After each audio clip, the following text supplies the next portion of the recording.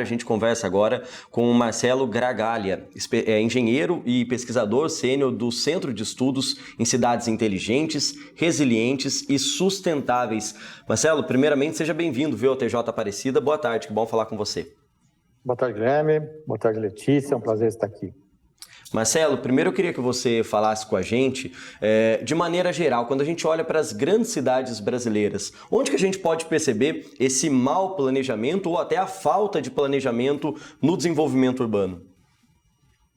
Olha, a gente percebe em vários aspectos, né, em várias questões, né, que envolve tanto situações como essa, né, de uma região da cidade não ter uma condição mínima de resiliência para uma situação emergencial, até questões como tráfego excessivo, até questões relacionadas à mobilidade, né, que eu quero dizer, até questões quanto a erros no planejamento da cidade, onde determinadas regiões da cidade, os habitantes dessa região, eles precisam deslocar muito, né, para chegar aos locais de trabalho, ou seja, tem um descasamento entre uma concentração, uma densidade urbana e a oferta de trabalho, questões relacionadas a ruído, poluição ambiental, então uma série de questões. No fundo, as falhas de planejamento urbano, elas aparecem das mais diversas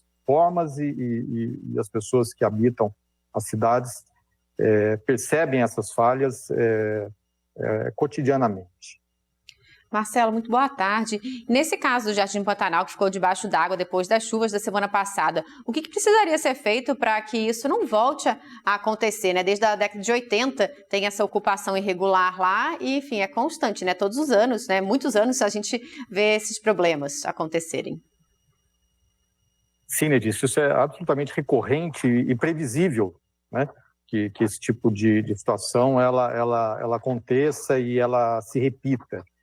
A primeira questão, acho que vale a pena destacar, né, é exatamente a função do planejamento, né? O planejamento traz em si também uma perspectiva de ordenamento urbano da cidade. E quando o poder público ele se omite nessas questões, ou seja, ele não intervém quando começa um movimento de ocupação, por exemplo, numa região que é crítica como essa, dali para frente é só tentar reparar danos, né? Que é o que a gente vive nessa região de São Paulo já há muito tempo, né? E ali especialmente, né? Porque além da questão do nível, a relação com o nível do rio Tietê, o rio Tietê ele é um rio de meandros, né? Ou pelo menos era, né? Um rio de meandros, então ele tem um ciclo natural de expansão. Então, por si só, a gente tem, ali já é uma situação crítica, porque tem uma condição natural do rio que, de alguma maneira, ela está entrando em conflito com a ocupação humana, né? E, só que isso, como a gente fala, é um problema histórico, né? Mas a gente não pode se apegar somente a isso, né? Porque o que nós temos daqui em diante, e já a realidade já bateu a porta, o agravamento dessas condições por conta das mudanças climáticas. Ou seja, o que eu estou querendo dizer é que se a gestão dessas situações críticas, desses riscos, já não vinha sendo feita adequadamente, agora isso vai ficando cada vez mais crítico, né? Então ali não é uma solução simples, obviamente, então tem soluções complexas de engenharia, mas também poderia pelo menos envolver micro-soluções, né? Então, desde situações, lógico que conforme a aplicação, mas desde situações de calçadas drenantes, ou de captação de água, ou de piscinões, enfim, certamente não é uma solução única, mas sim um conjunto de soluções que pode ser aplicado. A realidade é que não há uma limitação, digamos, não há uma falta de conhecimento técnico de engenharia para minimamente minimizar essa situação. Então, é uma questão realmente de prioridade do poder público em atuar. Marcelo, você citando esse exemplo do Jardim Pantanal, falou, né, de que quando a gente não faz o planejamento, o que vai tentar ser feito é diminuir os efeitos desses problemas, né? E quando a gente fala desses problemas, muitas vezes eles estão atrelados ao crescimento, ao desenvolvimento das cidades ao longo de décadas, também em outras localidades do nosso país. É possível reverter isso, mesmo esses problemas que às vezes já estão ligados ao crescimento da cidade, ao crescimento do centro urbano? É possível reverter. É claro que não são soluções simples, né? São soluções complexas, são soluções que demandam investimentos significativos, mas é possível reverter, né? Você tem que começar em algum momento a ter um plano estruturado, né? Com um cronograma estabelecido, com ações de curto, médio e longo prazo, como se faz na gestão, na engenharia, e efetivar isso, né? Você ter um orçamento para isso, você ter um acompanhamento da execução. Então, ou seja, é claro, né? Voltando à questão original, a gente tem um problema de origem, onde quando acontece um desvio, né?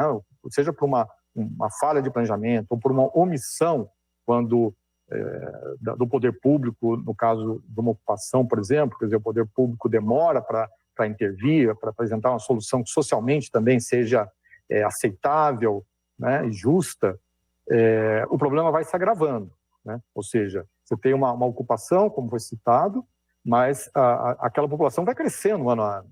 Então, as condições vão se agravando e mais gente passa a ser afetada por aquele problema. Então, o primeiro ponto é esse, né, que a função básica do planejamento é uma iniciativa de prevenção das coisas, né? Claro que você não consegue prever tudo, etc., mas é muito melhor um planejamento do que planejamento algum, isso é evidente, né? Mas quando já tem uma situação instaurada como esta, aí são os planos de contenção, por um lado, e os planos de reestruturação da área, do local, né? Agora, isso, novamente, não tem uma solução mágica que se faz em pouco tempo, mas você pode estabelecer um plano. E tem as condições, a gente viu nos depoimentos, né? Também não pode ser um plano totalmente imposto, sem considerar a realidade e as questões da população local, porque isso gera resistência, né? E também, obviamente, quando você impõe isso de uma forma muito tecnicista, uma solução muito tecnicista, você não está considerando as pessoas que vão ser afetadas por aquilo. Isso tem que ser feito, obviamente, então, com um determinado cuidado, né, com critério, com respeito à população local também. Tá certo, Marcelo. Muito obrigada pela sua participação aqui no TJ Aparecida, trazendo alguns esclarecimentos, né? A gente sabe que é um problema difícil de resolver, é um planejamento que não é só de uma administração, né, de um mandato, mas que tem que ser também seguido por vários prefeitos, governadores que sejam, né? Muito obrigada, seja sempre bem-vindo aqui à TV de Nossa Senhora. À disposição, obrigado. Obrigado, Marcelo. Um abraço para você, viu?